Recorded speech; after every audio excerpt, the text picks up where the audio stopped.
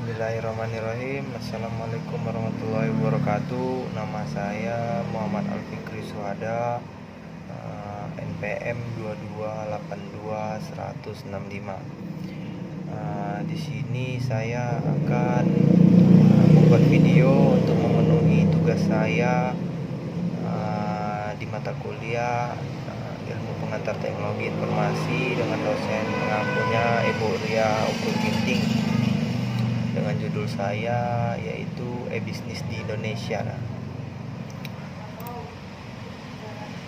Oke, jadi e-bisnis itu dalam bahasa Inggris electronic business atau disingkat dengan e-bisnis. E-bisnis dapat didefinisikan sebagai kegiatan bisnis yang dilakukan secara otomatis dan semi-otomatis dengan menggunakan sistem informasi komputer. E-bisnis merupakan bentuk kegiatan bisnis yang dilakukan dengan menggunakan teknologi internet. Nah, definisi e-bisnis sendiri tidak dapat disangkal oleh banyak orang telah menjadi tren dan mewarnai aktivitas bisnis di negara-negara maju maupun negara-negara berkembang. Konsep baru yang berkembang karena kemajuan teknologi informasi dan berbagai macam paradigma bisnis baru dianggap sebagai kunci kesuksesan perusahaan-perusahaan yang ada di era informasi di masa-masa yang akan datang. Nah, apa sih keuntungan e-bisnis sendiri? Banyak yang nanya kan? Nah, keuntungan e-bisnis sendiri, value-nya apa yang sebenarnya ditawarkan oleh e-bisnis menurut Charles Regan dan Marie Donato. Nah, setidaknya ada 5 keuntungan yang ditawarkan oleh e-bisnis sendiri, yaitu pertama, efisiensi. Apa sih itu efisiensi? Efisiensi sebuah riset memperlihatkan bahwa kurang dari 40% dari total biaya operasional perusahaan diperuntukkan bagi aktivitas penyebaran informasi ke divisi-divisi terkait. Dengan dimanfaatkannya teknologi informasi, maka terlihat bagaimana perusahaan dapat mengurai total biaya operasional. Contohnya adalah bagaimana fasilitas email dan dapat mengurangi biaya komunikasi pengiriman dokumen. Yang kedua, efektivitas. Dengan dimanfaatkannya teknologi informasi, pelanggan dapat berhubungan dengan perusahaan kapan saja dalam 7 hari seminggu, bahkan 24 jam non-stop. Yang ketiga yaitu reach.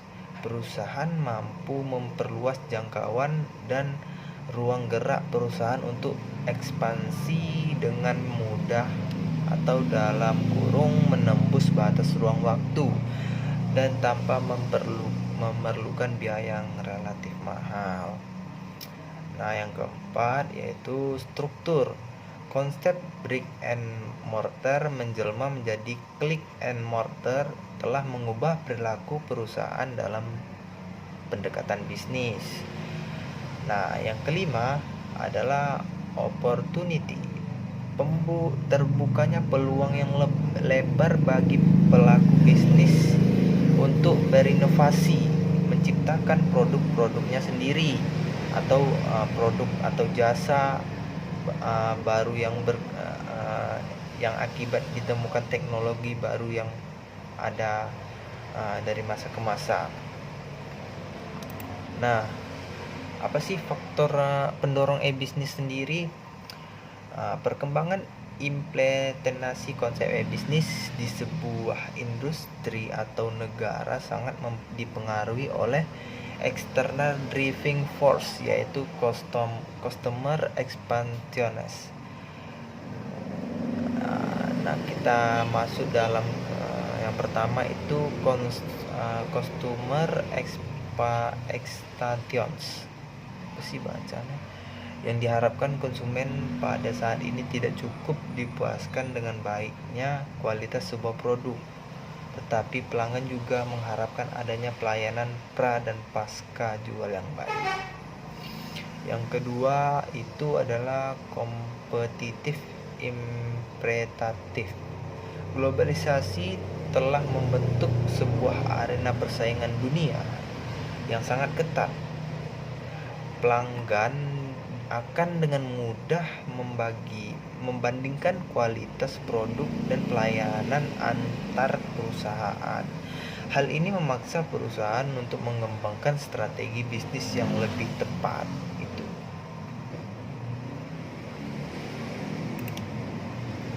Nah, yang ketiga yaitu deregulation. Secara makro, deregulasi yang dilakukan oleh pemerintah maupun negara-negara lain telah dilakukan oleh lembaga lain seperti WTO, APEC atau AFTA, turut mewarnai bentuk dunia usaha di masa yang akan datang, terutama dengan konsep perdagangan bebas antar negara dan industri. Nah, yang keempat yaitu adalah teknologi. Nah, jadi teknologi yaitu e-bisnis ini adalah kemajuan teknologi informasi yang didominasi oleh percepatan teknologi komputer dan telekomunikasi. Nah, jadi untuk teman-teman,